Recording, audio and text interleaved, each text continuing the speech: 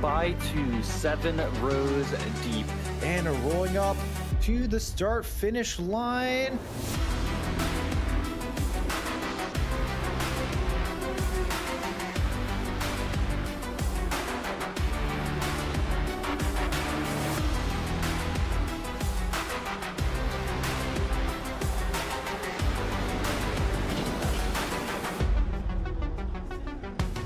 It looks like Asher going a little bit off track as the inside. As they can. Saber making an amazing dive into turn 1. And electroshocks off, Eggful gets the move.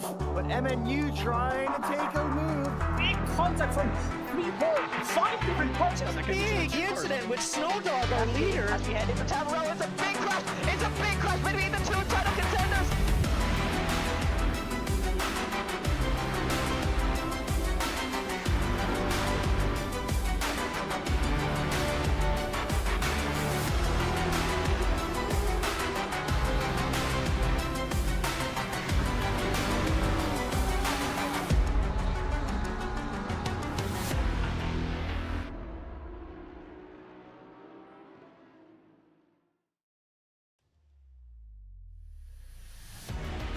As we are at the mid-season point, we have a fight for P1 in the standings now, reaching the mountains of Fuji. Welcome everyone to this 4th round of the first season of the Hypercar series. I'm MNUnderscore and I'm in the combox with Wolfin today. Hello, it's good to be back. It's been a while. I'm actually really excited for this. First time here at Fuji, and first time being able to commentate hypercars. And man, it's been a while.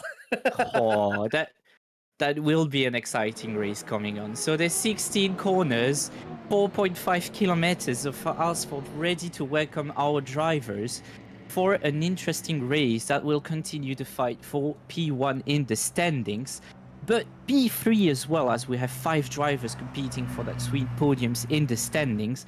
And also, there is right now a full course yellow practice happening in the practice session. Not much to say at the moment. It's like a standard practice session. So, how do you feel this first time commentating on this sim? It's interesting. I have done a little bit of LMU before, not a lot, but I know enough to where I know enough to be lethal, I guess is the best way to put it. This is for me, I enjoy this sim a little bit more than ACC, just due to the physics and everything else. It just feels like a little bit more of a more interesting platform. Maybe it's just me, but I am very excited to be part of this. LMU has been moving along at fairly leaps and bounds, a lot of new things, some controversial things, like the paid liveries, for example. I'm just gonna say it. I feel like I need to say it, otherwise somebody's gonna get angry at me. But yeah, I am excited. I really hope that there is a future here in LMU as we see new coming into the pits. And from what I've seen, I have been paying attention to the series. It's tight. Yeah. It's almost like season 7. Oh. And that was scary. And I was part of it. There's a lot of moves happening in the pit lanes, especially in this series, because compared to ACC, we don't really have a forced pit window because it's not something LMU supports yet. But most of the points, most of the standing moves are done in the pit lane for some reason, because, well, LMU things. Have you driven any car on LMU yet? Have you driven the GT3s? Because I think that's what everyone tries the first time when switching to from ACC to LMU. So I did try the GT3s. I did do a couple online races with GT3s. However, I did do a couple practice sessions with the Hypercar because I was debating doing the series. But for me, I didn't have enough experience. I didn't feel like I was comfortable enough to actually be part of the series. But I will say they are exciting, but they are so unforgiving. And I think that's something I just need a lot more time to get used to. And I think maybe next time down the line, maybe I will definitely take part in it. But hopefully by then the things will improve a lot more, and it will be a lot more interesting, I guess is the best way, for me at least. Maybe Yeah. they'll have classes too. That would be incredible. Who knows? That would- Who knows? Yeah, classes would be nice. We need to talk about it with the Evans team. Anyways. So, yeah, Fuji. I've driven some laps around Fuji in the hypercars, mainly for the daily series around, you know, how LMU does the daily series. It's a fun track to drive, GT3s included, even though it's quite, I find it quite slow in GT3s compared to the hypercars. But it's quite a sensitive track, especially with those hypercars, which are very sensitive as well, as you said earlier. They are very, I don't know how to say it, but it's like very tight. Yeah, I agree. They are very tight. Ironically enough, my first ever online race was here at Fuji, and Ooh. yeah, funny enough, it was very interesting. It's a track that I mean, I have raced here before. I have raced here in the Simufur series when we had GT3s in iRacing. Oh yes. And yeah, so people forget about that. We did race here at iRacing. So this is not the first time Simufur has been here. But I do love the track. I hate the chicane though. I am one of the chicane haters. I'm sorry. I don't like it. It really it throws you off. Yeah. It's like it has a flow on sector 1 and sector 2, and then the whole sector 3 like kind of breaks the flow in a weird way. Yeah, it's not fun, and I can kind of get it because originally you were going into turn 13 at like almost 200 at one point. Like in the 90s, they were, I think if I remember right, they were going through the straight section, and they were almost hitting 200 going into that corner, which probably would not end well. So it makes sense that it was added, but it really just kind of ruins the flow, at least for me in any way. I am glad though that they did add the non-chicane version of this into LMU. Yeah, I think otherwise it would have been like quite it would have been a track that has a need for like big aero stuff. It would have been quite boring because it would be fast corners here and there. Yeah, I mean, I get that. I mean, originally this circuit was supposed to be an oval. This track was literally supposed to be an oval. I don't know if people really know about that. Like in the old days when this track was first built, they were trying to compete with, of all things, NASCAR, and they were trying to build some sort of super oval. And unfortunately, they didn't have the funds for it, so they kind of cut it down to what it is today. However, if you go there in real life, there actually is a little bit of a section of that original oval still there. Yeah, you can and still actually see it ran on the outside a little bit. Yeah. They ran it for a little bit, but the problem was it was so dangerous because they were hitting that corner at such high speeds. People were just refusing to race there because of how dangerous it was. Yeah, that kind of makes sense. Like, have you seen it by chance? Yeah, Like no, I'm watching it at the moment. It looks quite dangerous. I'm seeing it like just to crush right in front of me, so that doesn't make it better. That doesn't make it better. Yeah, it's scary. Like, I watched it, I was like, these people are insane. These people were insane in the 60s. I don't know how they could do it.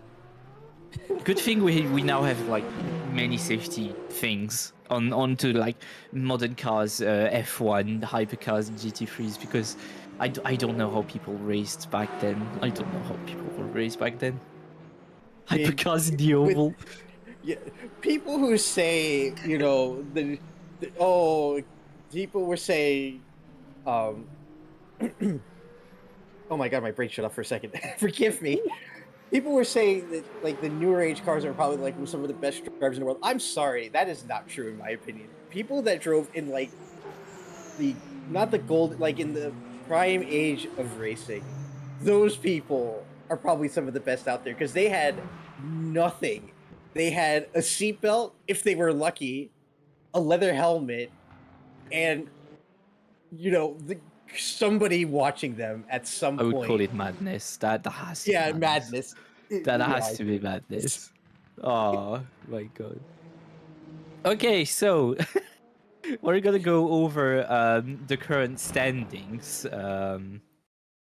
So let me pull up the sheets. We have, so for now that's confirmed, as of now, Luis Alfonso in first position in the standings, but followed very closely by Robbie Kelly with 49 points. We then have a podium fight for P3 with Niklas Zahn, Sarah Van Fipland, Parker Olson, and maybe Adrian Newt and Fez Fox. However, I don't think Fez is here today. In P8, in the little Isotta that could, there's Tyler Van Beek as well. If he gets a good position today, he might get up quite well in the standings. P9, Vossi Tigris, 23 points. P10, Alexander van der Woerde with 20 points. And a top 3, I think that was in Bahrain. P11, Sierra Thomas in the Toyota. P12, Eduardo Alvarez in the Toyota as well. P13, Fabio Sol in the Toyota as well. Chris the Gator, who's not racing today, in P14. Blade Wolf, who's not racing today as well, in P15. Fury April in P16 with 15 points. And then we're getting in the lower tier of the standings. P17, Luke Packer, who's not racing today.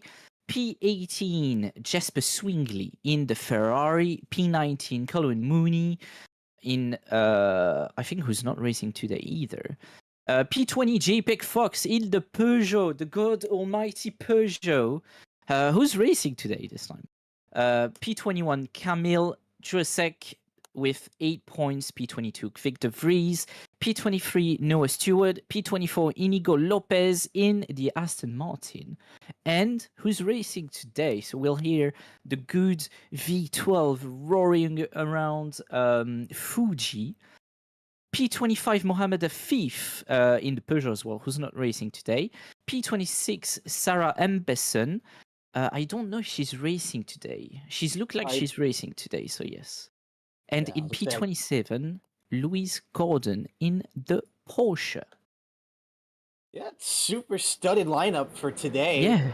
And I can't wait. This is going to be interesting. I am especially hopeful for this. Is I swear this isn't fully biased, but I am especially excited for maybe Cerebine maybe getting a championship win finally. They've been wanting it for so long. And we are going to go inside the cockpit of Robbie Kelly as he does heavy braking into turn 1, trying to trail brake as much as he can, going into the first corner, then trying to go as fast as possible on the throttle. No choice on this track and this corner especially. Then going into turn 3, slide braking, turn left, very sensitive. You've got to be very precise. Then easing off a little bit of the throttle, going into those fast right-handers. Then boom, heavy braking, jump scare. Then you go right left on turn 7. You can go like easily full throttle now for a bit. And then you're gonna break everything. You're gonna break the flow by heavy braking again, going right, and then trying to trail brake into what is known as turn 11 and 12, and then going into turn 13. I love when I say trail brake, he doesn't trail brake. Thank you very much. Going into turn 15, no trail braking as well, apparently. I think I've been trail braking too much in this corner myself. Panasonic corner, turn 16, full throttle very early, trying to dive very, like trying to touch the apex as close as possible. Full throttle on the straight line, and that goes for a lap. We're gonna get the time very soon, and that is a 128.9. Not bad at all for Arcade. That's going to be definitely on time to beat. I'm looking at the standings right now. Even Cerebine is almost a second slower. That was not a 120. By the way, that was not a 129. That was a 128.9. Yeah. That is insane. But to bring up my point earlier, I did have a chat with Sarabine, and they've been desperate to try to get, not only just to get into a series because of their real life obligations and everything like this, but to have a chance at winning a championship. They felt like they've had the pace, that they've had the racecraft and everything else, but they've just not had either the time or the luck. And so far, luck has been on Sarabine's side, so I'm definitely excited to see how the championship goes. Very much. Sarabine has been doing quite a lot of very good strategies, actually, because, well, quite a few times we've seen Sarabine trying to pit at the perfect time compared to Robbie Kelly, who was trying to pit when he had to, and it made quite a bit of a difference when the race finishes. And maybe Robbie Kelly got himself in quite a few crashes as well. Sorry, Robbie. Yeah, it is unfortunate that Robbie Kelly did get into some incidents today or during this championship, but it has made this championship very interesting, and I'm hoping it stays that way because we don't like.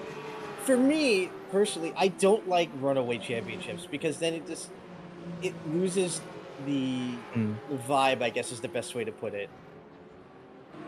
So we just saw Jordan Johnson at the screen right now, and he was in a Ferrari indeed, because he changed cars. He didn't seem like to like the Lamborghini a lot, which I think it's maybe why it's not in WEC anymore, and they're pulling out the Hypercar. But so now Jordan Johnson is in the Ferrari, which is like truly the meta car.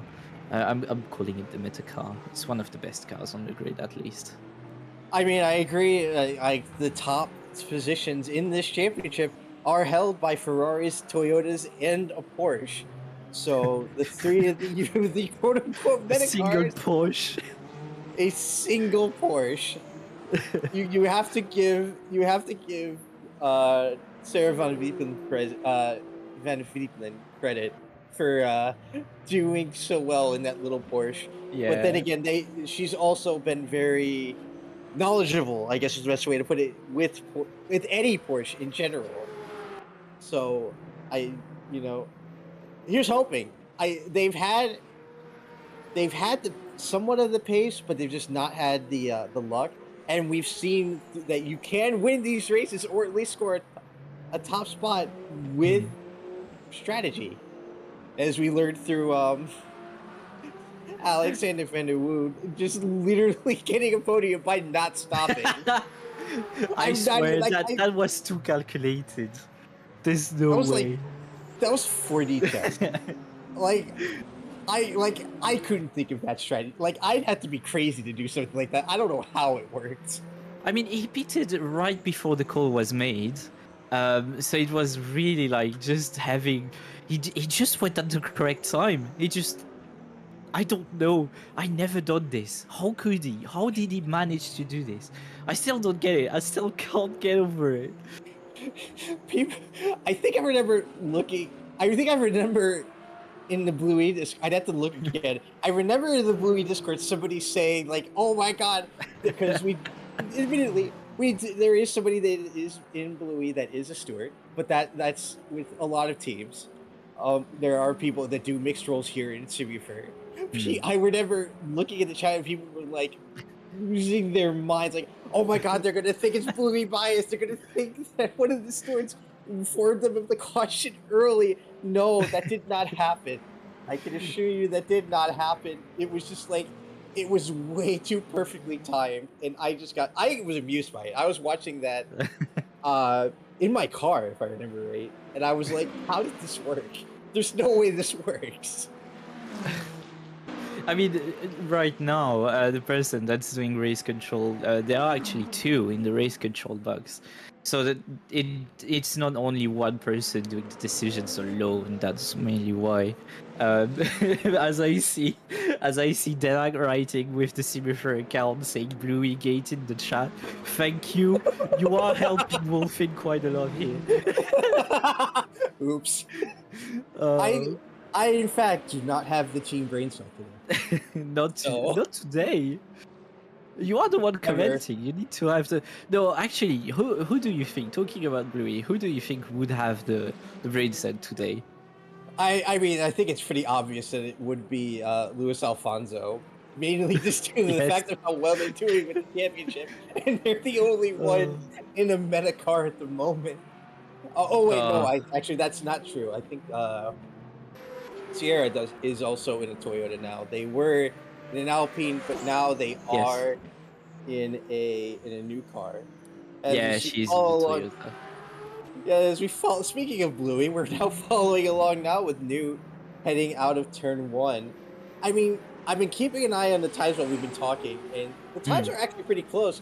Yeah. Alfonso has now brought the gap down from 7/10 down to almost to about 3/10.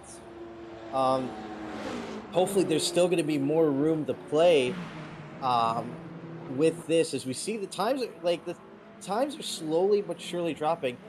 And I did notice that RK was in the pits, and that was a spin, it looked like. I don't know who that was, but somebody did spin right by Luis Alfonso. It was something blue, so it had to be a Blue E driver. My You don't have guess the would brain be... cell for now. I don't have the brain cell. I mean, we've already established this. I never have the brain cell. Why do people assume that I have the brain cell? As I'm seeing Jordan Johnson, who's back in the pits. I don't know if he's not moving anymore, if he's still connected. It looked like it was very sudden. There we go. We see it on the live stream now. The yellow Ferrari that I put Jordan Johnson myself in. I was the one who chose the car.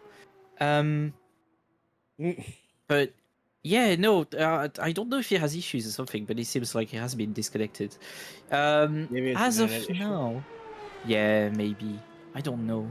Where's my insiders when you need them? I know, right? Another Bluey driver, Alexander van der Woode, which was the one we were talking about. Apparently, he had the brain cell during the first race, pitting at the correct time. Where is he in the standings? P10 at the moment in the Alpine. Newt is also in the Alpine, going third at the moment. As Robbie Kelly did a faster lap even, so that was a 128.6. Please leave some for the others, please. I don't know. Oh, that's a spin. That's a full-blown rotation. I kind of wasn't surprised. I saw that RK had pitted earlier, so they must have been satisfied with the time. And then when Luis Alfonso set a time and dropped the gap down to 2/10, they came out and then immediately set that time. It's... I don't know how to feel about... Like, I honestly feel like there is... You can... With the way with the length of qualifying, it honestly feels like you can get away with a lot more if it was a shorter session. Because you can pit, and then, you know, if you're satisfied with your run and nobody really gets close to it, you can just stay in the pits. However, if you can say somebody gets close to your time, you can go back out and you'll still have time to try to set a better lap time. Yeah, you can still optimize your quali lap very much. Yeah, exactly. And it definitely feels like, which is, it's handy, but at the same time, it can be a little bit frustrating, especially if you say the guy on the other end of it. It's like Luis Alfonso, who's trying to set the good times and is out there constantly, but whenever they get close, they have to. They can't just box and maybe try to get a fresh set of tires or something like that. You know? Especially since they have like unlimited, I mean not a limited set of tires, but they have all the sets they want to. As we see Jordan Johnson, P19. Where's the esports driver when you need it? I know, right? P19. I think I'm under the impression that he must have had an internet disconnect. Oh wait, is he out? No, he is out on Yeah, track. he's out. Right? He's out. He's doing the lap at the moment. Yeah, so he's on He's an gonna out lap. do- So this should make things interesting. So it's his Because- first quali lap. Yep, this will be his first quali lap once he Yep. gets going. So this will be his first time out. 16 minutes to go. So I think that it should be up close. As you said, the esports driver, I'd be shocked was not within the top 5 at the very least. So we'll just have to wait and see as he comes around, heading. I believe this is Yeah, 300R. I want to say this is 300R. Yeah, coming up 300R. Yeah. So It looks like he's struggling a little bit compared to the leader at the moment. 5/10 behind Robbie Kelly at the moment, so it will looks like it's definitely quite be difficult. it will be a P2 at the very least. He will bump Luis Alfonso if this pace keeps up. But he is in. He's in a Metacar, but also we also need to bear in mind that the tires are still cold. So this time can improve, I think. Let's see. He's gonna close up his first quali lap, and we'll see how it goes from there. And it will be a wow. That was P10. P9? He's only P9. Yeah, you're right. You're P9. That was a 129.8. Or Wow. that's I mean- surprising. It's his first race in the Ferrari, so maybe he's kind of getting used to it. I don't know if he practiced knowing Plasma, he maybe didn't practice. But yeah, no, that's quite surprising because, well, as most of you may know, for like usual Simufur drivers and people on the Discord, Plasma is an esports driver, but also has been, I think, an IRL driver for just a bit. I'm not sure if he's still an IRL driver as of now. He is, but it's like a part-time. Like it's not like he's basically waiting for. He's basically doing like one of those. I can't remember what they're like. It's like one of those like game show type deals. Yeah. Where they get in a car. If they do well, they move on, and then if they win, they could get a seat somewhere. Type deals. He has remember driven him doing that. Radicals. Yeah, he has driven Radicals. He's won in Radicals. Yes. He won at Homestead. Yes. He won at Homestead. But as of Um, now, he's like he's an esports driver for I think called Apex Racing. I'm not sure. Yes, it is. Apex. But yeah, there we go. Good. I have a good memory. I'm trying to train. Good memory. Yeah, you've eaten enough RAM. Yes. Today is good. Today is a good day. Jordan Johnson finishing his second quali lap. It might be a better time. With a 29.5. Yeah, he bumped himself up to P7. So slowly but surely he's getting there. I agree. I think I'm still gonna go with the fact that the tires are still cold. I remember Should be hot by now. they should be hot by now. I think this will be I think this will be the definitive lap, to be honest. There's tire warmers on for those sessions, so the tires should be already hot to begin with. Oh, I I think didn't that's know that. just- I thought we turned that off. I think that's just Jordan Johnson trying to get used to his new car, because well, he is used to driving the Audi on ACC, the Audi which is like legendary for its rear end stability. And so he chose to drive the Lamborghini on LMU, the Lamborghini Hypercar, because it had kind of a similar driving, but it looks like he struggled a little bit with it because you still got to get used to all these LMU things, and I think maybe getting a more balanced hypercar like the Ferrari right now is giving him Oh, there good we things. go.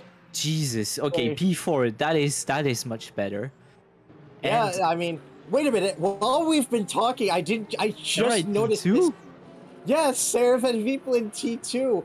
I don't know the time. Let me take a look at the time. Let me take a look at the timings board. that was that 20, was 29-1. Oh boy, that It's is.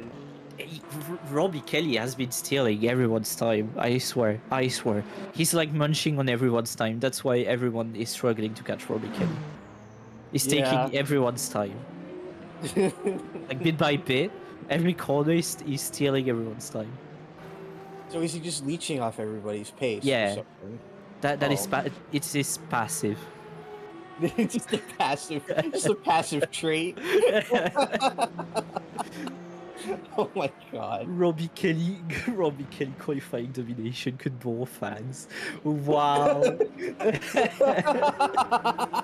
Oh, that's Denak saying this, by the way. Denak is on the chat.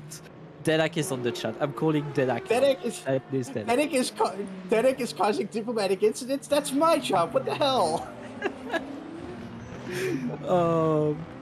Anyways, Robbie Kelly looks like he struggling to catch his lap back.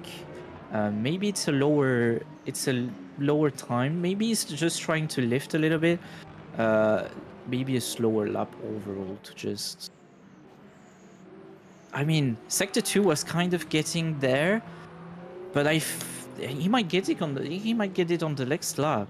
I'm just curious to see what he's gonna do this time, because even though it's not a fast lap by his standards, I think that's still gonna be one of the fastest laps. 29 flat.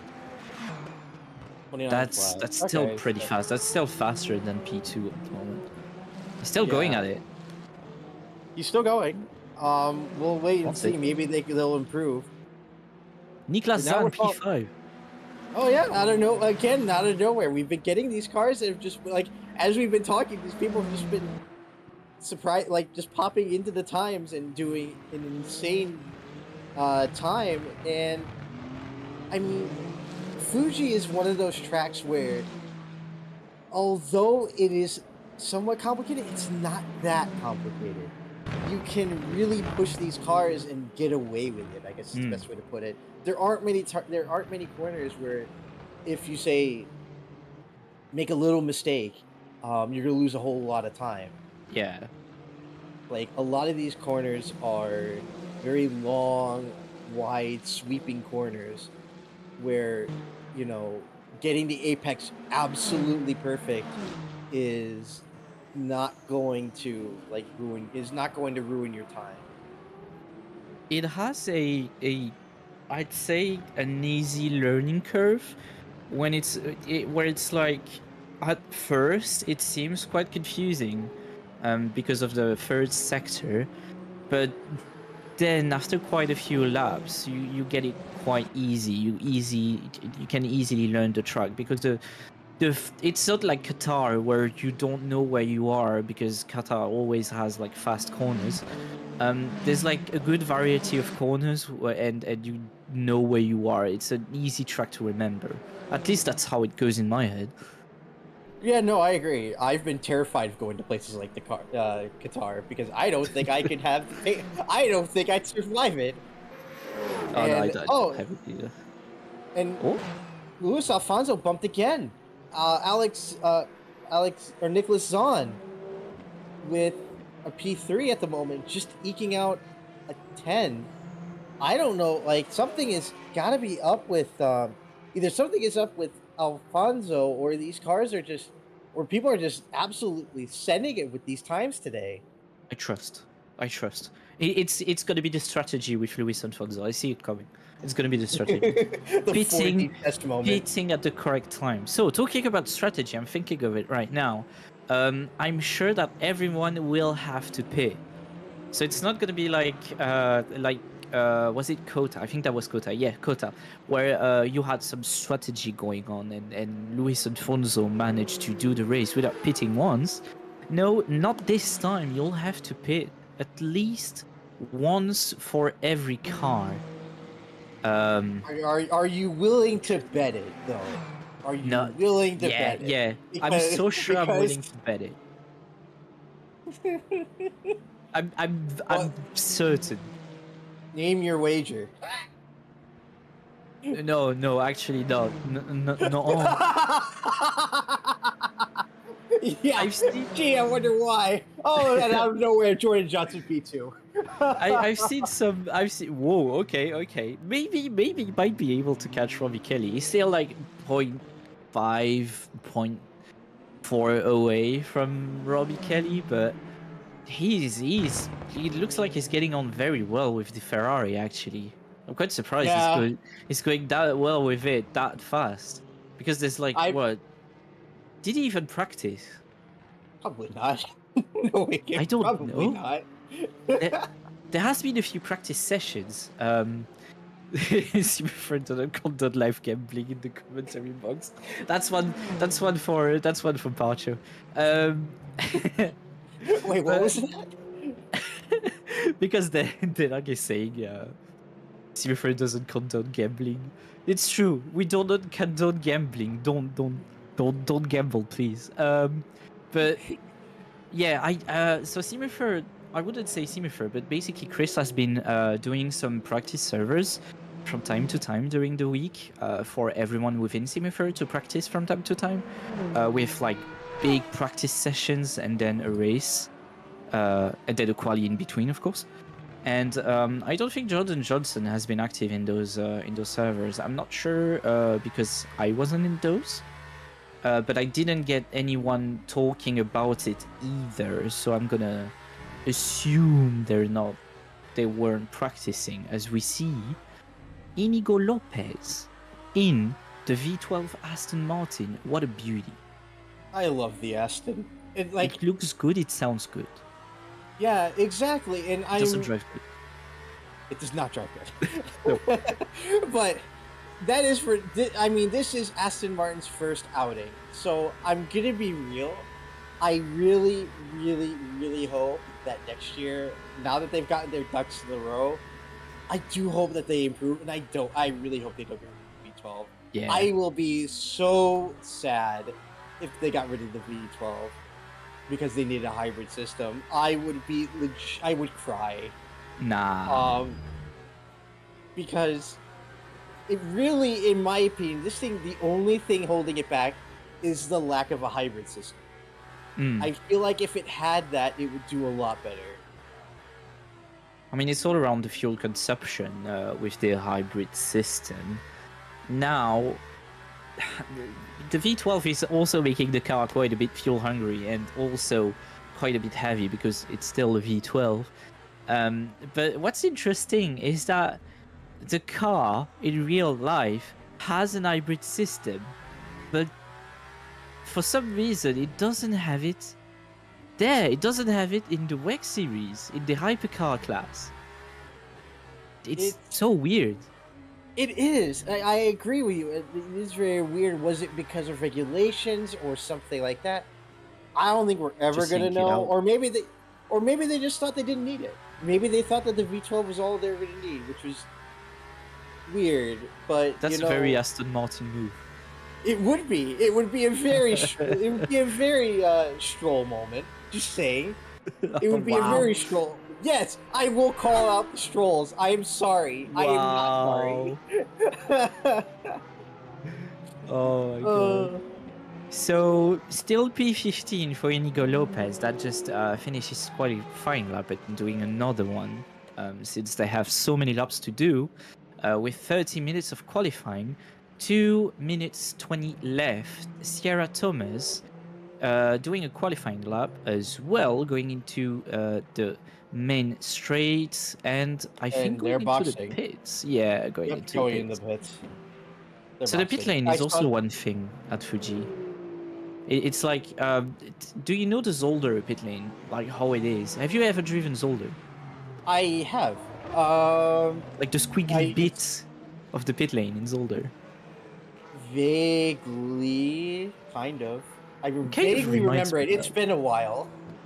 It's like when you enter the pit, it has a wiggly bit, and you have to slow down quite a bit much because it's so weird. It looks like the pit lane has a dent in it, so you have to turn to avoid it. So you have to brake earlier.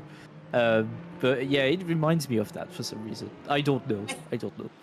I think I remember that vaguely, just mainly due to the fact that I think I remember, I forget what race it was, but I think I remember boxing and being just a little bit too far to the left, too close to that exact corner, and I just bumped it. I think I gave Yeah. myself like 2 seconds of damage or something. Ah, 'Cause it's so easy to get it. yeah, it's infuriating, especially like in cars like this. It has to be any amount of damage would have to be insane. Hmm. As by the way, Robbie Kelly improved their time. It is now Again? yeah, 128.4. I don't know where he's finding this time. I don't know. He's Like he's literally beating an esports pro.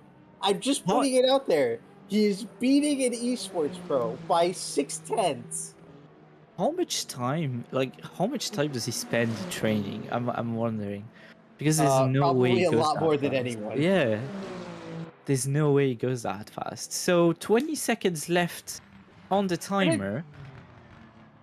It's I going was to just slowly be the last laps for most people. oh yeah. Yeah, we've been having so much fun. I actually lost track of time. Yeah, 5 seconds left, so this will be the last laps for everybody. So unless Jordan can get 6/10, I think this is going to be yet another RK pole. But with Jordan Johnson in P2, we've seen it happen. Jordan has been able to really bring the fight early on and then kind of hold up people like RK to make this race interesting. So I'll be interested to see once the race starts. till a little bit more time. I think everyone finished. So there's Niklas Zahn going into the straight line. So I think there's going to be Niklas Zahn and then Jordan Johnson will be the final driver. I see a P17, Fig the Fries, who's behind Jordan Johnson. So maybe Jordan Johnson will not be the last driver to cross the line. Will it be Let's an see. interesting time? It's not faster. It's not a No, faster time. it did not improve. So RK will gain pole for this race. So yeah, P1 for Robbie Kelly, P2 for Jordan Johnson, P3 for Sarah Van Fiepland. What's happening to that Porsche? What's happening to that Porsche? That Porsche is like Just next Porsche to things. Ferraris and Toyotas. What's happening? Just Porsche things. It's just Porsche things, I guess.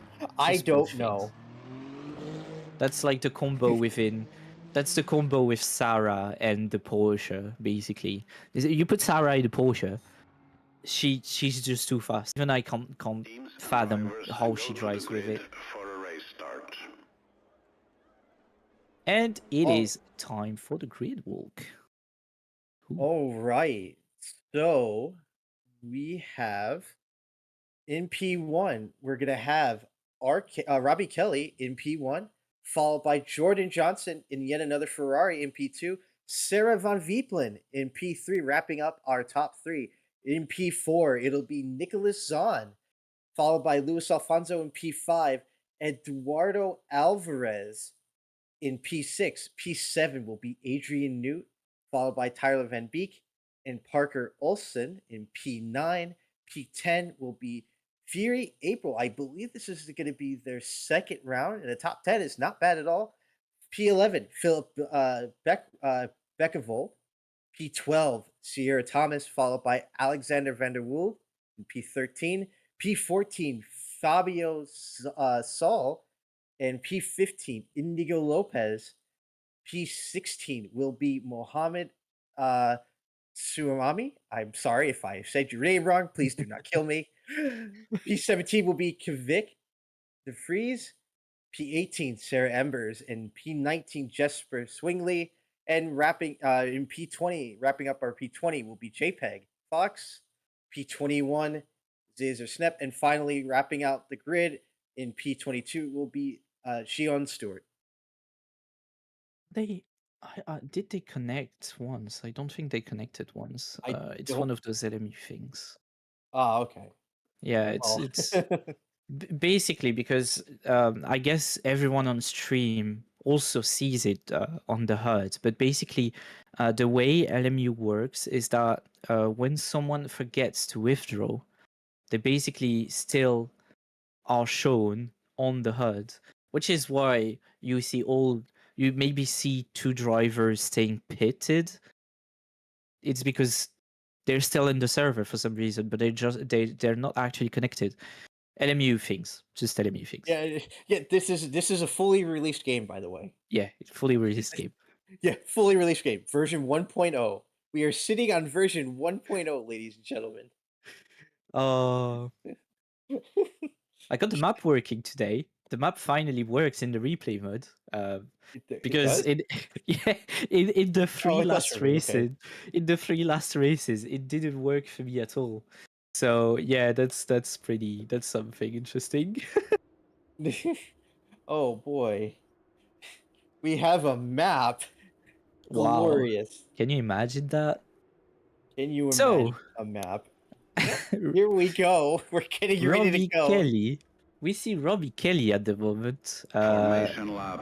So yeah, we see actually the starting order going at the moment. So Robbie Kelly P1, Jordan Johnson P2, Sarah P3, closing the podium, Niklas P4, Luis Alfonso P5, Eduardo Alvarez P6, then Adrian Ute in P7, Tyler Van Beek in P8, and then Parker also P9, Fury April P10, and that closes the top 10.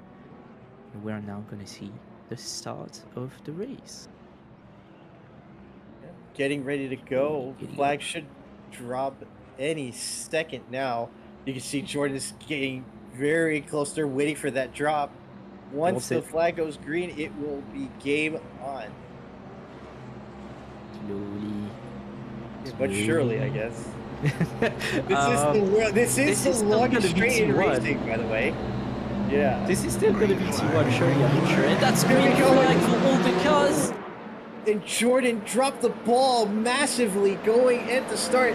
Almost collected a couple people, is now filed down all the way to the back. Robbie Kelly, all alone at this point, has no competition, but a huge lockup by Robbie Kelly at the turn one. They go super wide. That's going to open the door for, I believe that was Nicholas Zahn now in the lead, followed by that is Luis Alfonso now in P3 fighting their championship rival, only 2/10 off.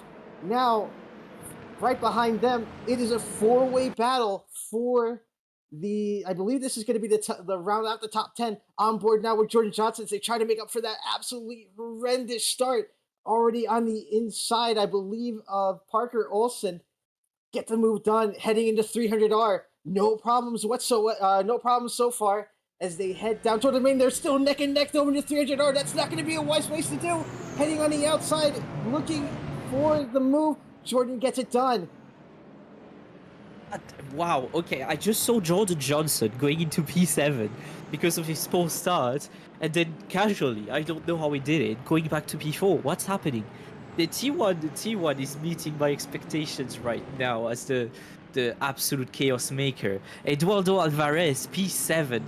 There's a train, so the starting train going on at the moment. Almost touching the car of Sarah Van Fiepland in P6. So yeah, what we see at the moment is Niklas in P1, Robbie Kelly in P2, and Luis Alfonso in P3. So basically everyone except Niklas is kind of in their position. Niklas Zahn will have a hard time fighting with Robbie Kelly because Robbie Kelly is, as you saw it in the qualifying, is the fast driver. Exactly, but here's the big thing. They locked up hard going into turn one. There has to be a flat spot. I'd be shocked if there was not a flat spot. That's going to Tube really tires. affect. Yeah, that's going to really affect Robbie Kelly's ability to do it. But I don't think Nicholas Zahn's going to fight it. Oh, maybe they are. They went for the over/under. Here we go. They're going down into 300R. It's going to be neck and neck, but Robbie Kelly has the advantage heading down into 300R, going into the next corner, going into chicane. Robbie Kelly, unfortunately, just has the momentum. They're going to be able to get it done. Niklas wanted to stay safe with that, maybe braked a little bit, or was it just a slightly different aero package? We will never know, I think. But behind, we see Adrian Newt in the Alpine. Oh my god, the Alpine are quite rare. I think there's only 2 Alpines on the grid. So Adrian Newt following Eduardo Alvarez at the moment, and he's being followed by Tyler Van Beek in the little Isota right behind, the black and red and white and blue, not French flag Isota. Back to the top 3-4 we go. Jordan Johnson trying to get Niklas Zahn position. Luis Alfonso, who also got P2, so Niklas Zahn is now P3. Going on the inside, maybe he's gonna keep it. Yes. Yeah, Very that was good. that was a send and a half going into turn 1. I think Nicholas saw it coming. It was like, I am not going to fight this. This is not my fight. I don't know how I was in P1 to begin with. This I'm like, I guarantee you though, Jordan must be kicking himself. That start could have easily have given him the lead, and like had Jordan not dropped the ball in that start, I think Jordan would have been able to kind of run away with it a little bit, or at the very least held up RK or Robbie Kelly going a little bit more, because now Robbie Kelly, he's got a second and a half off Luis Alfonso, and that's early on, and that gap I don't think is going to get any smaller. So I think there's a big loser in all that starting chaos, because I'm seeing Mohamed Afif Suhaimi in P20, only going around, I think that's 130R at the moment. So P20 and the gap between him and Robbie Kelly is 46 seconds. What happened? The people need to know, and I don't think we're gonna know right now. So we're gonna follow Sierra Thomas in the fight, trying to defend against the mighty V12 at the moment of... is it Philip Beckervold? Yes. It is Vim. Yeah, and then I think 2 seconds behind that is Indigo Lopez. So I don't know what happened to Indigo. Maybe it was something that they might have gotten. Maybe it's something similar to happen to somebody else. But I don't know. They are 2 seconds of gap. That's going to be a big gap to make up early on in this race. But like you said, it's good. It's been an hour. We have an hour to go. Or not exactly an hour, but 55 minutes. As we follow along now with Jordan, they're right on the bumper of Luis Alfonso. They're going to try to make a move on the outside going into chicane. That chicane has been just such an awesome place for passing, but Luis Alfonso has a better line, keeps it on the inside, doing their best to keep Jordan Johnson behind them. It's going to be a hard fight, but they may be able to do it because they need these points. If anything, the points are going to be the big key here. And I think that's what Alfonso was just trying to go for. But as Jordan is going to make a move on the inside, going into the last quarter of head down the street, it's going to be, that's going to be it. They're bumping into the corner.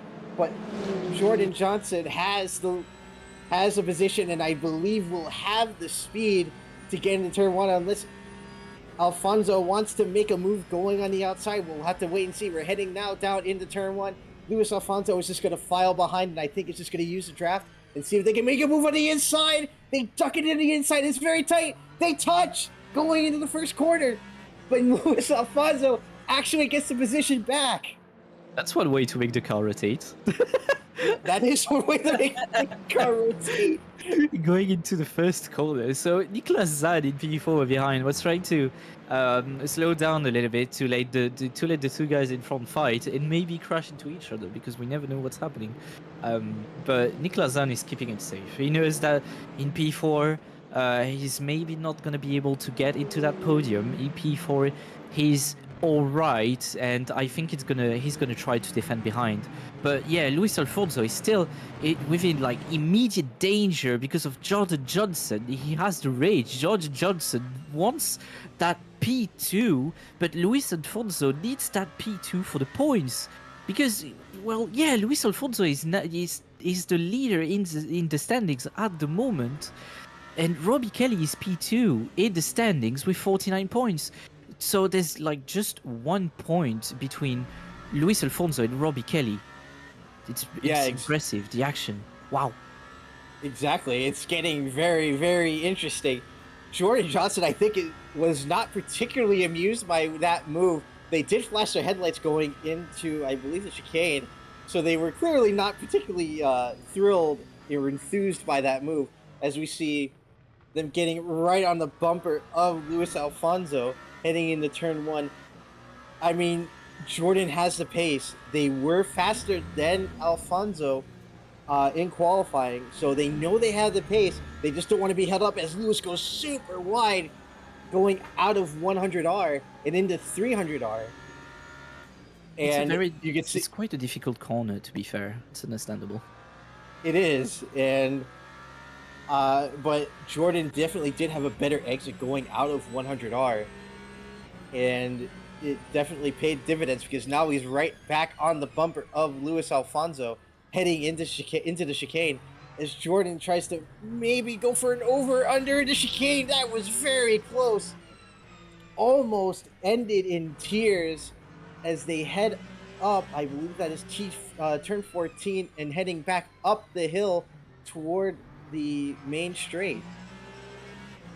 So yeah, there's so much fighting going on at the moment. I'm also looking a little bit behind because there's quite a few drivers still. I mean, I did talk last week about, you know, trades and stuff, not literal trades, but like train of cars, and it's still happening at the moment.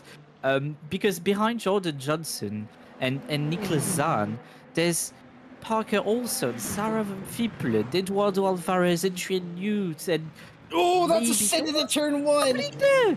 Ooh, that was a dive. That was a send into turn 1, returning the favor on Luis Alfonso. Jordan Johnson now in P2. I mean, that P2? He really wanted it, and I can't really blame him because Luis did this almost turn for turn, did the same thing to what Luis did to him, and this is going to be interesting. This has been a tight race to begin with, and now it's going to get even better as we head down back to the chicane on 300R. Nice and clean start. Is Luis thinking about maybe making a move in the chicane? I think they were thinking about it, but no luck. Yeah, going up T12 and now T13 as we see two drivers following each other very closely. I think if Luis Alfonso can't manage to get the same pace as Jordan Johnson, I think it's gonna get down to the pits and maybe to the fuel that Luis Alfonso is gonna consume in that Toyota. Exit speed quite low for the Toyota. I think the Ferrari got it quite a bit faster, but Luis Alfonso has the straight line speed now, thanks to I'm losing my brain as well right now. Thanks to the souk, as I call it. Let's call it like that. That's one word I will remember. Switching to Adrian Newt, going into T1, getting very close to that Toyota. Maybe seeing for a move into the Coca-Cola corner, but I'm not sure. It's quite a bit too far going on at the moment. Slight brake tap, going into left-hander, then 100R with Eduardo Alvarez just in front of Adrian Newt, going into the hairpin. Heavy braking, very slight trail braking going into the corner because you've got to make that car rotate depending on the setup or not. Going into 300R, still following Sarah Van Fippelen that lost quite a bit of positions.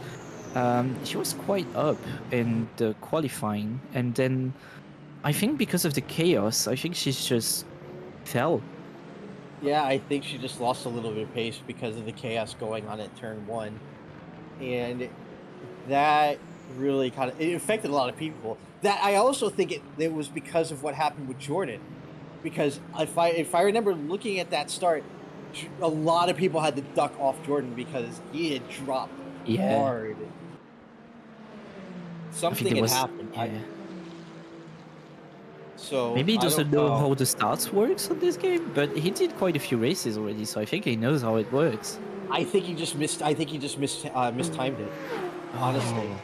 Because remember, Could be missed. Yeah. he was probably expecting it a little bit further down because I think in iRacing, the start for Fuji is a little bit further back. Or actually, in general, the start is, what is it? The start is actually just off the final corner. After you get off the final corner, I think once the pace car goes in, you're just free to go have at it. So I think that's what kind of happened with Jordan. He wasn't expecting it. Brief yellow flag. I don't know what that was for. I didn't really see anything on my map, so... another thing that I'm noticing, and I was just kind of just meandering, looking at our HUDs and whatnot, I noticed that the top three all have 3 mediums and a hard on the front left. A very interesting strategy. The only ones that have solid mediums in the top 5 are Nicholas Zahn and Parker Olsen. I'm kind of curious as to why that is. I think it's because usually Fuji's like very heavy on the tire, especially on the front left. So that's why people usually go for a mixed kind of tire thing. That's also what happened, I think, during Kota, where some drivers even got the whole left with hards and the whole right with mediums, because Kota was so hard on those left tires that they needed to get some tires, that they needed to keep the tires on. I just so there was a crash right on my view right now. Someone fell down the... Yeah, it was Alvarez. Oh, no rear wing. Yeah, no rear wing, you're right. Where they rear-ended. Oh, that's a big... Yeah. I think they have some pretty significant damage. What happened? So what I saw, basically they were trying to break into T1, and maybe they put a little too much brake and basically spun the car and collided with the wall on the left of T1. And yeah, that means also the end of race for them, because just that tab, since it was around the rear of the car, that tiny tab just made them lose their rear wing. That's a shame.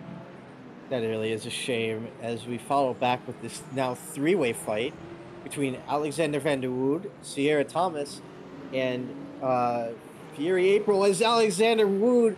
Oh, wow. That was super unfortunate. Teammates miscommunication, as unfortunately... wait, something has happened. Yeah, something is wrong. Something is very wrong. What is up with Van der Wood? He's coming into the pits. I don't know what happened. Did they not have enough fuel? I think they do have enough fuel, but maybe they crashed into some corners ago? That's really weird. That really is. That is very strange. And let's see if they have some repairs to do, actually. They don't seem to have repairs to do, so maybe they have an issue with their wheel. That's weird. I think it's fuel. I'm going to be real. I think it's fuel. The fuel looks fine to me, because on my HUD, for now, on my HUD, it's 73% virtual energy. So it looks about normal for all the cars. But yeah, no, it's really weird, because they don't have damage at all as well. So I think that's maybe they have a wheel issue or something of sorts. Something of sorts. Speaking of something of sorts, Sierra in a very hot position. Philip Beckwood and Fury going deep on the inside, going out into the corner. That almost ended in tears again. These two have been really going at it even since the last race, where Fury almost went, or actually did make severe contact with Sierra.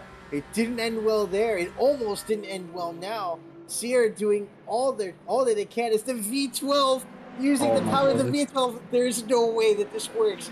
Looking on the inside, looking on the outside. This is a three-way battle that's going to get insane very, very quickly. Sierra trying their best, still holds on. This is going to be a battle of wits here, I think, at this point. But, oh man, Sierra, I think, getting all that they can out of it, going very wide, though, out of 100R. And now in the 300R, the Ferrari taking full advantage of their ability to use the aero, and they have the move on the inside, but is it going to be enough? Now heading down, now they're heading down to 300R. With Sierra on the inside, so they will have the advantage going into the chicane, but they have Beckwood basically at this point now sitting, lying in wait as Sierra overextends. They must have locked up. They're now losing not one, but 2 spots. As Philip Becker-Volt is now P9 in the Aston Martin. This is getting quite interesting. He's just taking the crumbs, but he knows when to take the crumbs. Yeah, exactly. Unfortunately, Sierra, I think, had a lockup going into the chicane, and unfortunately it caused them to go wide, and it lost them all that progression and the 2 spots. There was nothing there more that they could do. They're just going to have to pick themselves up and try to go again. But thankfully, Sierra does have some help in behind them. Slowly but surely gaining is Indigo Lopez. So they will at least have a friend in this if it turns into a 4-way fight. Oh, please don't. Please don't. There's already so much chaos. Please don't bring more chaos in it. I want chaos. What are you talking about? That's going to be fun. There's always fun. already quite a bit much chaos. There's already much chaos behind. Eduardo Alvarez is now DNF confirmed. And JPEG Fox as well, because JPEG just had a connection issue. Oh no! So I don't think it will be possible for him to reconnect back to the server, because I think if you disconnect, you can't drive anymore. Depends. I'm not sure. I didn't have that happening, so. But well, yeah. The fight between Philip and wait, hold on. What's happening? Yeah, Philip and Sierra is still going on. Philip is still trying to catch Fury April, and we still have Inigo behind, slowly but surely catching.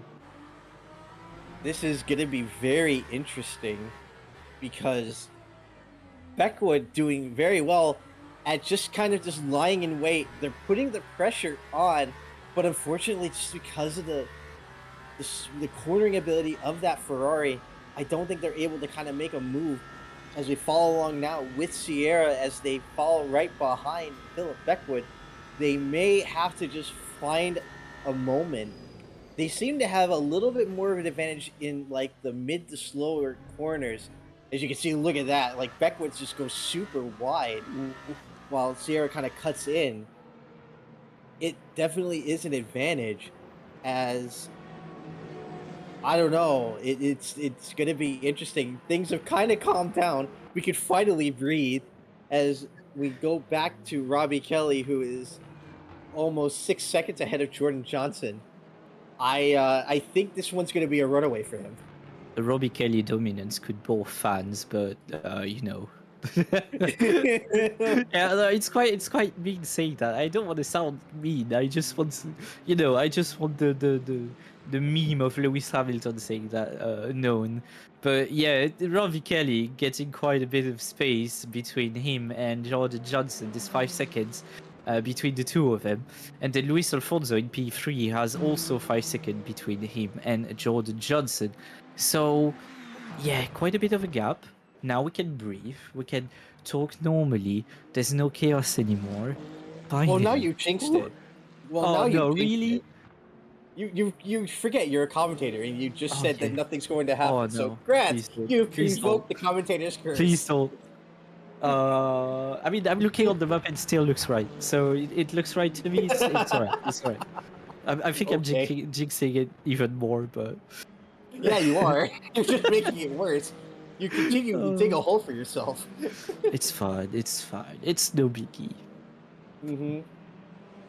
Yeah, but yeah, basically And now that everything calmed down a little bit, we can take a look at what has been happening, and I can take a look at the fuel, especially the fuel, because Robbie Kelly, once again, Robbie Kelly is a big virtual energy spender, with now going on 58% virtual energy, with Jordan Johnson going at 60% and Luis Alfonso 60% as well. As I see, the highest number has to be Adrian Newt with 75% and Fabio Sol with 72%. And the LMU HUD is still wrong, by the way. So, yeah, Le Mans Ultimate for you.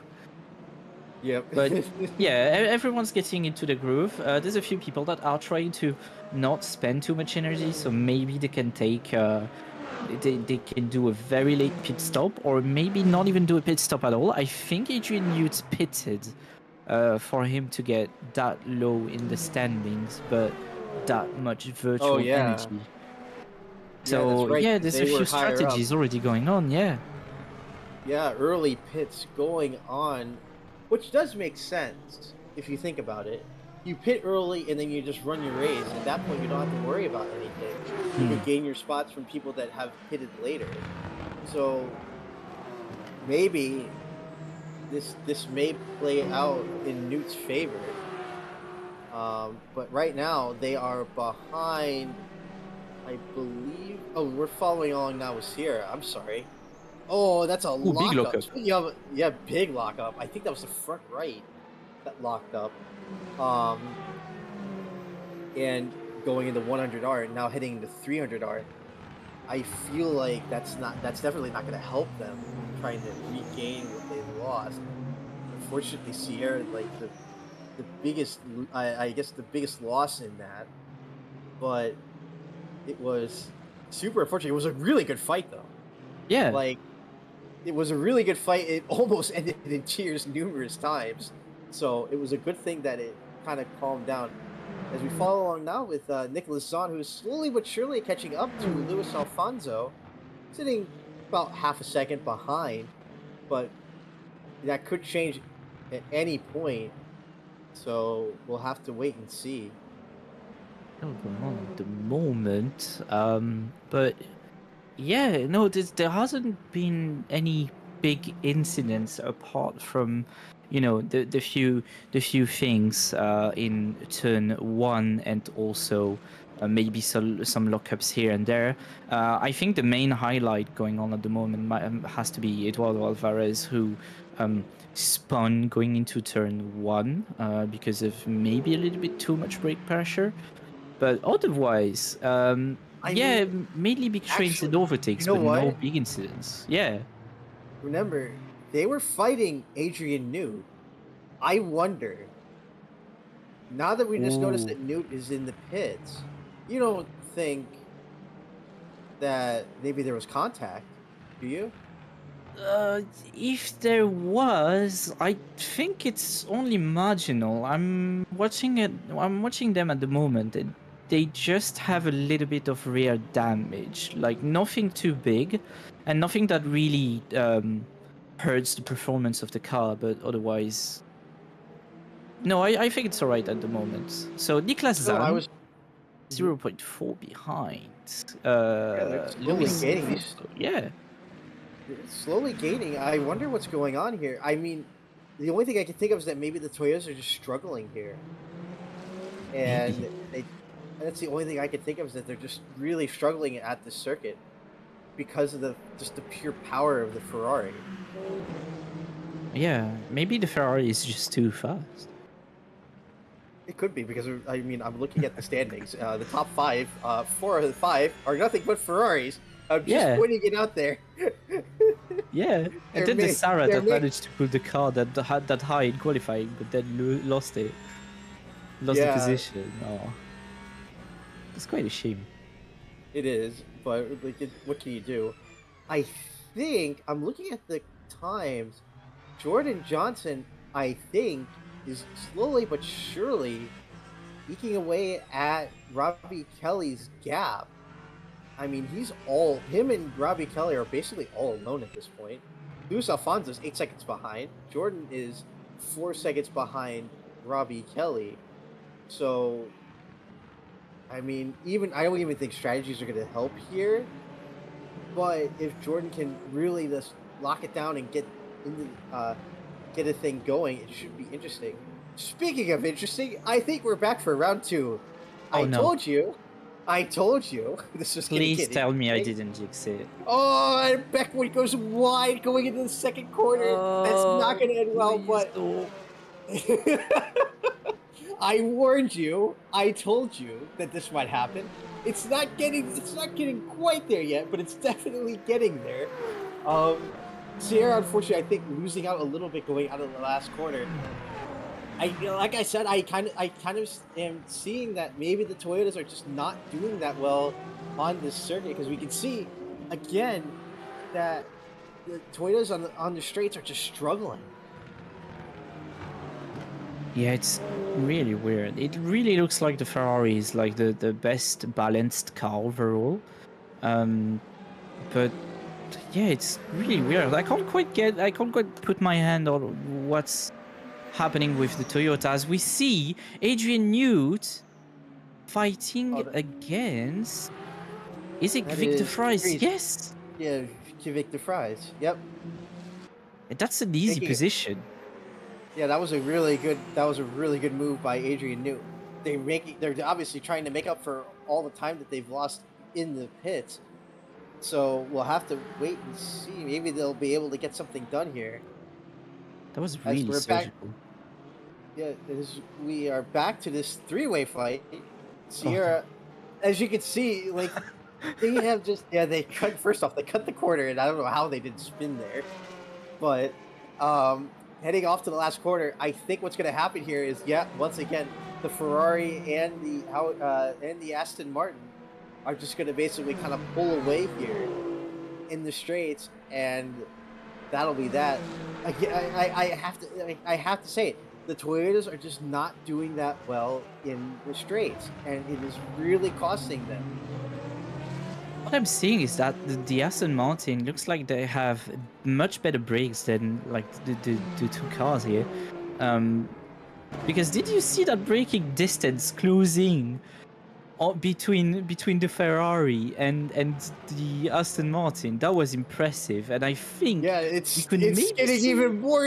Yeah, we're gonna see a lot more. Look at this. Sierra's sitting it on the inside, a major lockup. They touch going into the corner, but Sierra gets the job done. No major incidents going into 100R. Now heading into 300R. Sierra's now got to defend this going into the chicane. It's worked on them before, but it's also ended in tears for them. They managed to get the place done, but that was very risky, but it worked barely. That was rude. Wow.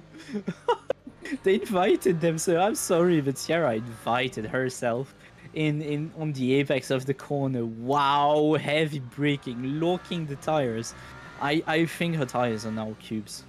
Welcome Minecraft. But yeah, heavy fighting still going on. And Fury April. PS1 graphics. Wow. Fury April can't manage to get that gap open between Sierra and them, so I think there might be a little bit more of a fight during the few next corners. Yeah, I think so too. By the way, I told you it was going to get spicy again. I knew it. I warned you. Each time I see those three fighting together, I'm expecting something to happen. I don't know why. Maybe it's the Aston. Maybe it is the Aston. I mean, to be fair, this is in terms of real life, this was the most fighting we've ever seen an Aston do. As Sierra setting up on the inside, they got it done once before. They're going to try to get it done again in 100R, and they do it. They're on the outside going into 300R, heading down toward the chicane. Sierra at the moment has the advantage going on the outside. Beckwood looking on maybe to try to make a move, following along with Sierra, but then Sierra not able to get the move done going into chicane, filing back down behind Fieri, and Oh man, they had it, but the Ferrari just had a little bit too much pace going into 300R, so they weren't able to seal the deal. But now things are definitely going to get interesting. I think Fury, out of the two people that they have been racing, I think they're now trying to wishing that the Aston was behind them and not the Toyota. Oh, how are they fighting so much? Like, I mean, they have around the same skill gap between each of them, and maybe there's the Aston Martin that slow Philip a little bit. Who knows? Because, well, I've driven the Aston just a bit, but yeah. Robbie Kelly, Jordan Johnson. There's a gap of almost 1 second. Yes. Second and a half. What happened here? Apparently, RK keep losing time to Jordan. That was a lot of time. They were 4 seconds a few minutes ago. The gap is now up to 1.5 seconds. I don't know what happened here, but things are about to get very spicy for the lead very, very quickly, as Jordan Johnson now within striking distance of going after RK. Oh man, we've got fights everywhere now, it seems. Please don't. Please calm yourselves. Please. Did you bring a beverage? I just have water. Please remember to drink water, everyone on the stream. Water is very important. We don't drink alcohol here. I drink Arizona tea. What are you talking about? That I guess that works as well. It's still a drink. Don't forget to drink, everyone. Also, posture check. There we go. I've done my things. You've done your daily required furry Posture thing. check, everyone. Remember. So we're still with those three. Can they stop fighting, please? Please. I mean, no, don't stop fighting because it brings us something to say. But still, please don't crash while fighting is what I meant. Wow, lockup. Big lockup going into turn 1 by Philip Beckwood. I think they were caught in the draft, underestimated their how close they were, and were just barely able to save it. But then immediately after, I just noticed Sierra also had a lockup. Oh, here we go. Things are heating up between these three. I think this was going to come down, not even just the strategy, but just who's not going to die at this point. Just risk cleaning, please. I beg you. Please give us good racing. I'm still watching the leaderboards a little bit now. I see Jordan Johnson being 0.8 seconds behind. Well, 8 tenths now behind Robbie Kelly. There's big fighting going on as we're still watching Fury April back camera. We see the Toyota, the Prius. Yes, that's a troll, by the way. The Toyota Prius El Famoso, and with the Aston Martin right behind it, big brakes. So why Aston Martin? Why did the Aston Martin brake that late into T1? As I told you, basically the Aston Martin has very big brakes. Oh shit! Hold on, that is a Ferrari jump scare. That is a Ferrari jump scare. That is Jordan Johnson right on the back bumper of Robbie Kelly. They are right here. 300R. Look at the send. Wow. The send does it, but he overshoots going into chicane. That's going to give Robbie Kelly the position back. That was an absolute message. That is, you are no longer safe. Please put as fast in your seatbelt and hang on for a wild ride. That almost ended in tears. Please never put Jordan Johnson in a Ferrari ever again. Please. Also, please be safe again. Please don't crash. Well, now it's going to happen. Yeah, we might see a fight into T1. We might see a fight into T1. We might see a fight sooner than that. Look at this. They actually are catching up to back traffic. I think that's a Peugeot, I think? Yeah, it is. That's of Muhammad Suami. And that may become an issue. Now, you don't know. This may be an interesting thing, because if my memory serves right, Muhammad and Robbie Kelly, they are technically teammates. So, Oh, yes. yeah, don't forget about that. So Two TGRs. Two TGR drivers, but Jordan is just not giving up. They're heading down now toward 300R, heading toward the chicane. Jordan is right on the bumper of Robbie Kelly. They're going to try to do it again. Oh. Setting themselves up on the inside, but door slammed shut. They're going to have a little bit better exit going on a chicane, but they're blocked. It's going to be very hard. I think they're going to try maybe again going into turn 1 to see if they can make a move there. Heading up the hill, heading up to T14 to the T15. Jordan just sitting right on the bumper of Robbie Kelly. Things are going to get really interesting really quickly. That is a send and a half going into the last quarter. That may seal the deal. But Jordan has also cut off their apex, so Robbie Kelly may have the move, but nope. Jordan Johnson able to get it done. I think Robbie Kelly will have the T1 going on there. It looks like he had the top speed going out of the last corner here, and now getting the slipstream as well of Jordan Johnson. Still can't quite make it for some reason. Maybe No, what happened was Jordan saw it coming, cut on the inside, and basically blocked the apex for Robbie Kelly. They weren't able to get the they weren't able to seal the deal. It would have worked if Robbie was able to get on the inside. It's very hard. It's also very confusing because it was hard for me to tell which was which because they're both running the exact livery. Yeah, they have the same livery and the same number. That's confusing a little bit.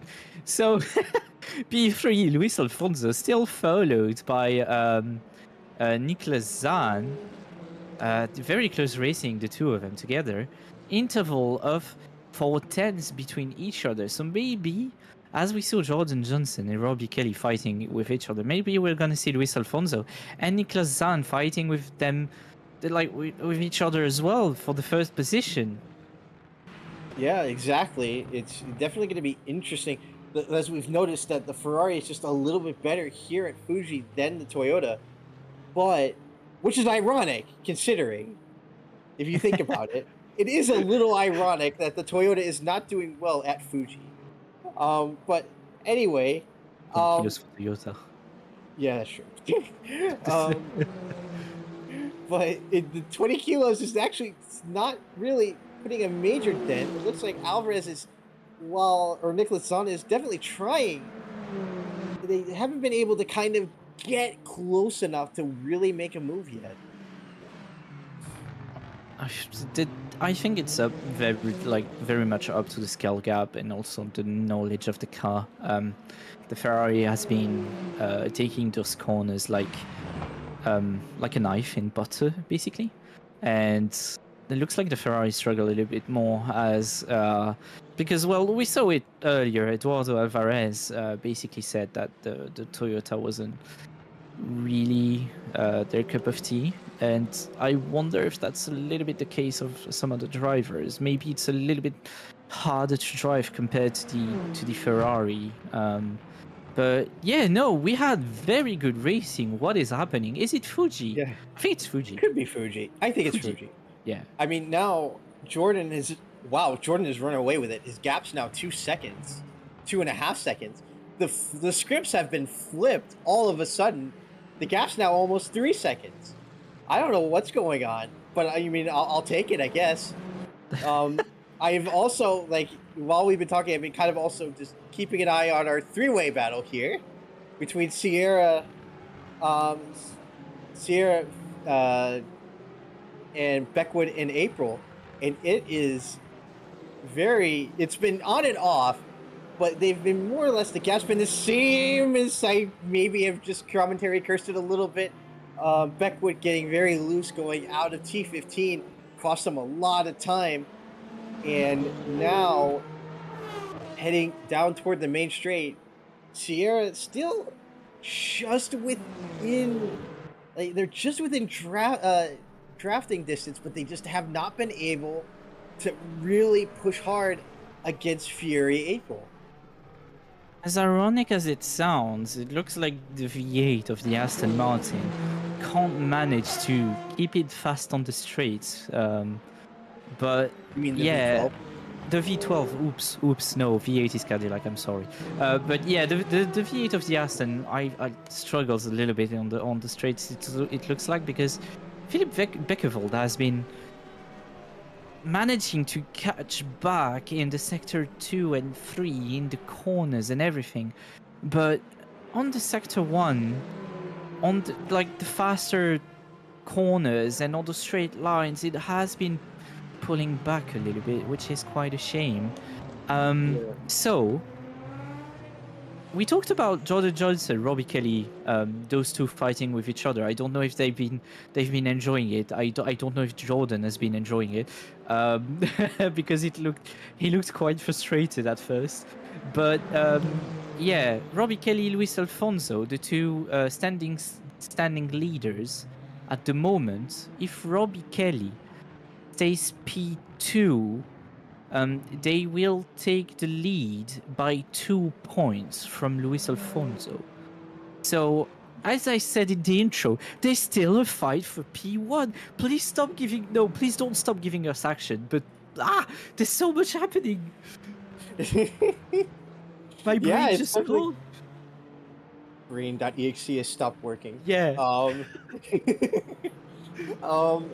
Straight up though, it's definitely gonna get interesting. I've also been keeping an eye on we have a three-way battle. We have for I believe that is the last spot in the top 10. We have a two-way battle for P3 for the last spot in the podium, and I was gonna say that we have a battle for the lead, but I think that is long since over. Jordan Johnson has now got a 3.5 second gap between him and Robbie Kelly. So I don't know what happened with Robbie Kelly, but definitely something happened. Maybe saving some fuel? Who knows?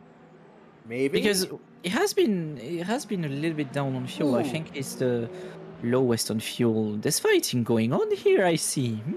Yeah, that's Fabio Shaw, lockup going out of the Coca-Cola corner and almost having a spin, but was able to say it. Now they're fighting. They're still fighting though with Vic DeFries And Sarah Embers. Yeah, Sarah Embers. So 2 BMWs and a Toyota. Ooh, that was two close. Toyotas and one BMW. Two Toyotas and one BMW. Yeah. That was very close. Going into chicane, that almost was a rear-end contact, but now that's a lockup of epic proportions. Yeah, they massive. went two. Yeah, that's a fight done. Unfortunately for Kvik, they just tried to send it just a little bit too hard, and they locked up going out of the corner. Fabio Sol now trying to make a move on Sarah Embers, but was not able to get the job done. But they're going to use the raw power of that Toyota engine to try to maybe get it on turn 1. They definitely have the spot to do it heading into turn 1, and they've already out-dragged Sarah Embers. So at this point, it's just done and dusted unless something happens. And something does happen. They lock up going into turn 1, but it was not enough. They were able to seal the deal. Those Hypercars are some very much ABS. I mean, they don't have ABS. I'm stupid. So they are locking machines. A little bit less than the LMP2s because, well, something happened. That's Fury trouble. April. Fury April spun On the middle of the worst part of the track. What happened there? So close. Was it Nude going past? No, that wasn't Nude. I think that was Sierra Thomas going next to them and almost crashing into them.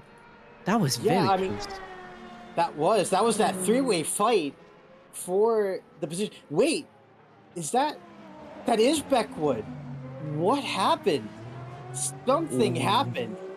No, don't tell me. I think there was a little bit of contact. If we can take a good look at the nose of Sierra, let me take a look. Is there damage? I can see a little bit of damage on that front. Oh, I absolutely see damage on that front end of that Toyota, I think there was a little bit of contact there.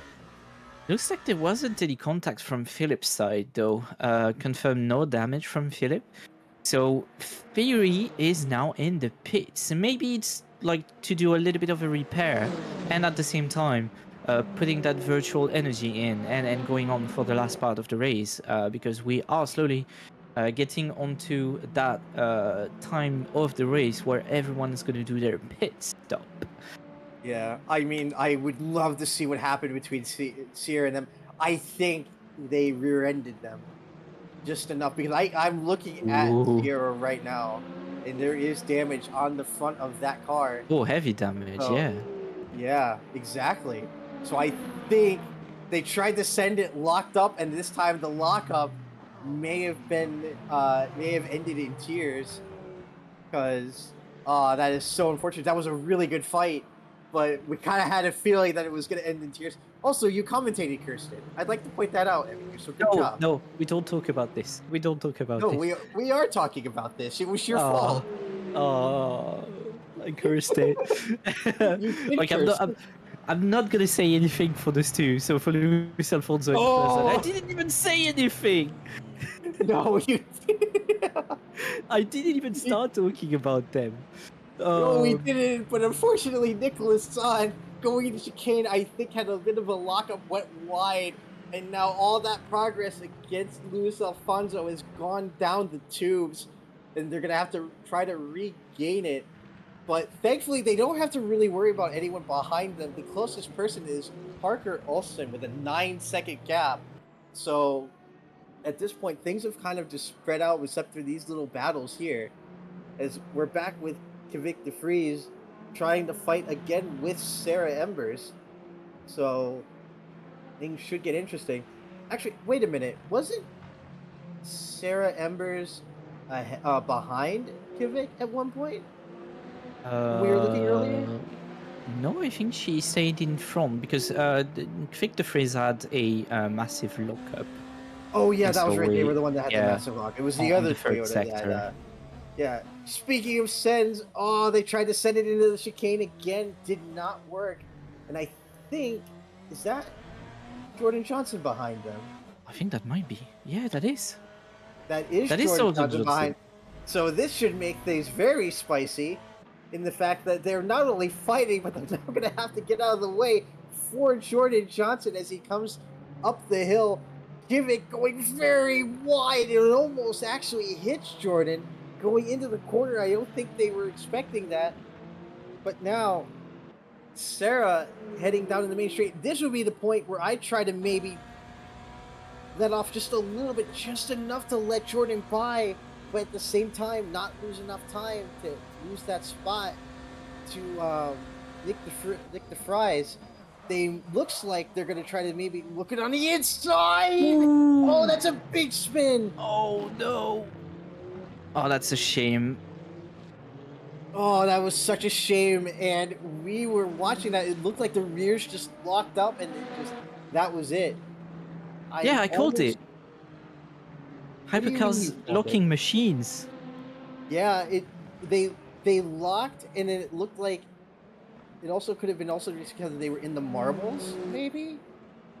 I don't know. Maybe, yeah, maybe in a little bit of the grass. That those hypercars still have they have no ABS, but they still have the regeneration system kicking on when you are braking. So it acts kind of like an ABS, but not quite compared to the LMP2s where they don't have ABS at all and no system at all. It's the LMP2s are almost impossible to drive under braking. But yeah, the hypercars are still quite sensitive under braking, and yeah, that is something to consider when driving the hypercars. Going on at the moment, Nude looks like Nude has 24% of virtual energy, and Fabio has 22%. I think it should be more than enough to be able to finish the race with that virtual energy. Now, I don't know if they stopped once during the race. Looks like they did. It is. They did. They did. But you know what I am noticing? Not a lot of people have stopped. very few people have stopped. Can we get a check on the virtual energy? Because I feel like they might this might work out for them. No, 7%. Considering what I'm seeing, the data at the Alfonso moment is that 11% and Zahn 15. usually per lap they do like 2.7%. So yeah, Jordan Johnson, Robbie Kelly, definitely not enough. Luis Alfonso, definitely not enough as well, because Unless that's they fuel only save. 2 laps. Unless they fuel save, but from what I'm seeing at the moment, yeah, Luis Alfonso is saving. Luis Alfonso is doing 2.4% of virtual energy per lap, but I think that's not enough for them to be able to not go into the pits. However, I see Niklas Zahn at 14%. Is that And enough? that might be just enough. Oh but I'm man, not sure. that would not be sure. crazy. That would be close. It would be crazy if it works for them, though. We'd have another 4D chess moment here. And this time it's Because one they of the are- cable cars. Yeah. Oh, they're Cabal? Yes, didn't know that. yes. Oh, Niklas Zahn is Huh. Kabul. Yes, I think same goes for Philippe Beckervold. oh, okay. The more you know. Yeah, the more you know. I did not know this. Speaking of Zahn, they are heading out of T1. The gap between them and Luis Alfonso has increased to about 2 seconds. Add on the time between Alfonso and Robbie Kelly. What do you think? You think even if they fuel save, they'll keep the position? It'll be close, I think. The gap is like, it's right there. It depends. From what I'm seeing, Luis Alfonso for sure. Luis Alfonso will need to pit because they now have 6%. Same goes for Robbie Kelly. Robbie Kelly might pit this lap even, and Jordan Johnson might be pitting next lap. So at this point, I think Niklas Zahn. Speaking of, you called it right on the button. Here comes RK coming Told into you. the pit lane. Yep. Oh, Bring what it. a major lockup! Oh no! Oh, they just barely alright. saved it. Yeah, it's all right. It's just alright. It could have been worse. It could have been so much worse. That almost ended in tears. As Jordan Johnson now having this suffer through the fact that Robbie Kelly has gone for the undercut. And yeah, look at that. Kelly has dropped down to 4th. So if Nicholas Zahn saves and saves, they might Ooh. have a chance at a win with a 0 pit stop strategy. They So- very well might. At the moment, so Jordan Johnson will be pitting this lap with Luis Alfonso. So P1 and P2 will both be pitting this lap. This is confirmed. Like I can see their overlay that this is confirmed. So that might leave Niklas Zahn with P1 if they can manage to finish the race with the fuel. virtual energy. Yeah, the fuel they have at the moment. Yep, and as we follow along with Jordan Johnson, he's coming into the pits, gets it done nice and easy. God, you're right about that chicane. Oh, That thing right is on it. terrifying. Yeah. That is terrifying. Now, does the Jordan Johnson curse continue? Here's the next. That's the next question. Does the Jordan Johnson curse continue? He got where it he's right. Where he gets it right or gets it wrong, it gets a penalty. He's gonna get it right. There's no way he has been missing the pit lane entry. I mean, we don't know. We'll wait and see. It'll be definitely close. That's As we wait- confirmed. So Niklas Zahn Yeah. P1 at the moment. Nicholas Zahn is in P1. Luis Alfonso is back in the pit lane. So Where is Robbie Kelly? Wow. Robbie I think Kelly's Robbie Kelly. P5. Yeah, that's bad.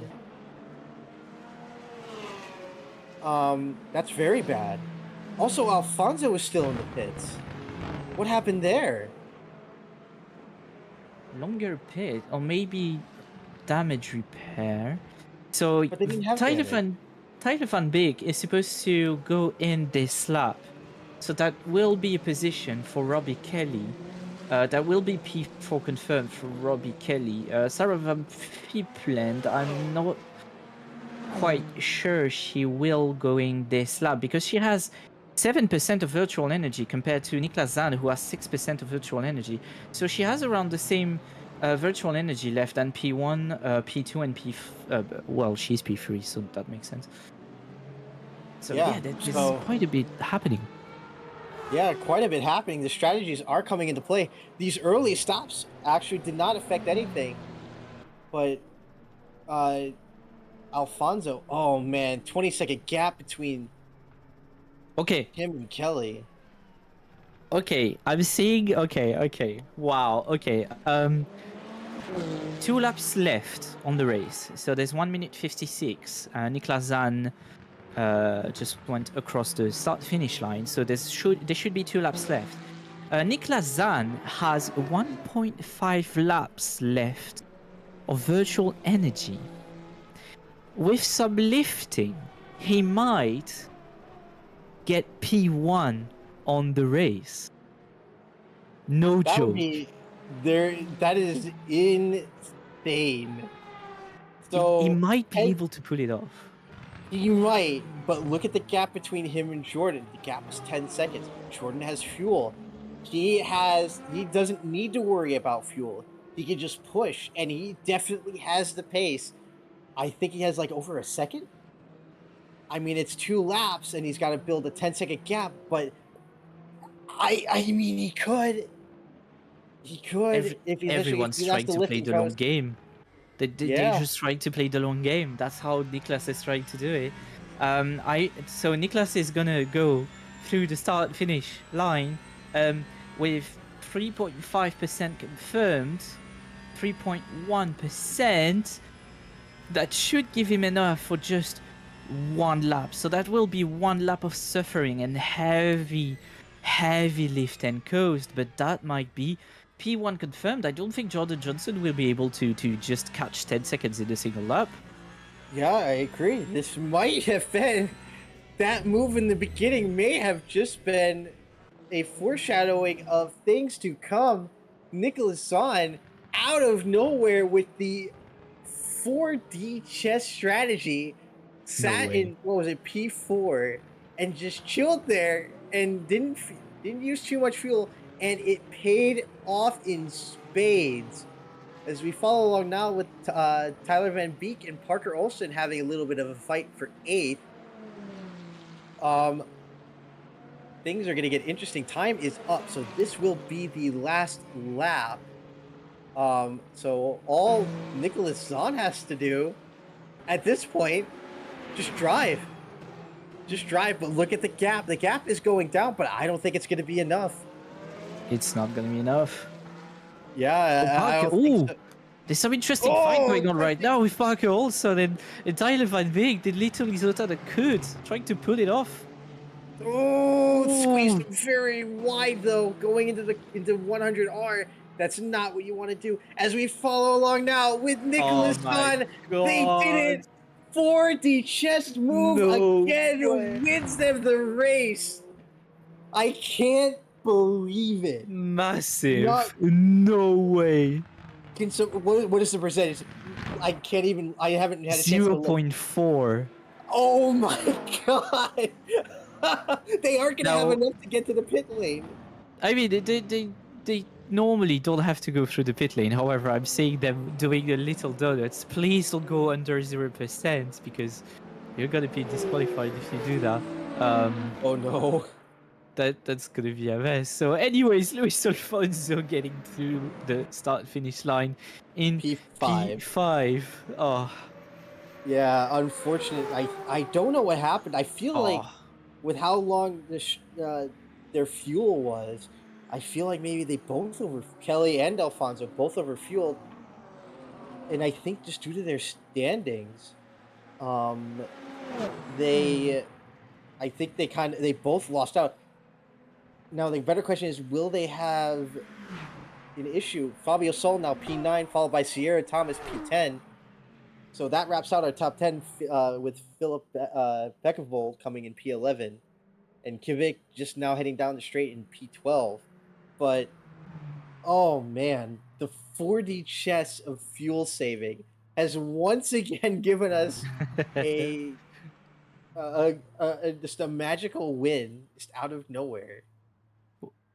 weirdly enough, I think that's the main difference between ACC and LMU. Because as I told you earlier, ACC you can do some kind of you can do some pit stop windows.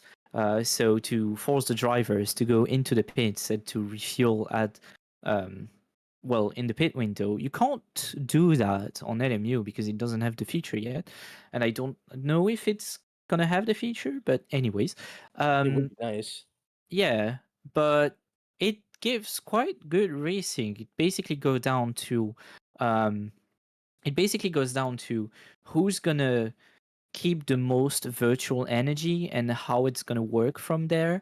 And if someone's going to be managing to, if it's worth playing the long game or if it's just worth, just going as fast as you can and then just spitting. And it looks like here, uh, the long strat worked for Niklas and Sarah because, well, Niklas is P1 and Sarah Van Fiepelen just finished P3. So it looks like for some cars, the long game is quite worth it if you can manage to save from start to finish. Yeah, I agree. The fuel saving in this game is absolutely crazy. And we've just been seeing it time and time again in this series.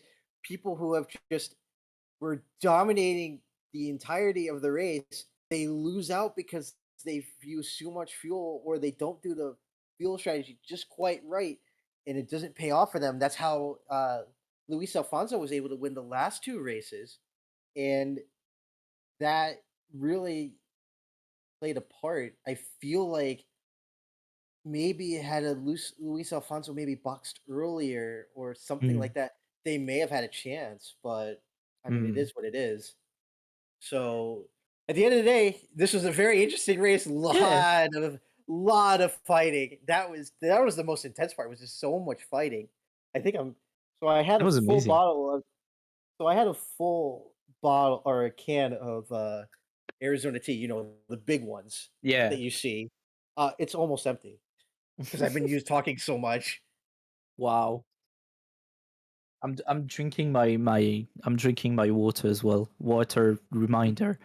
We are gonna go over some replays for now.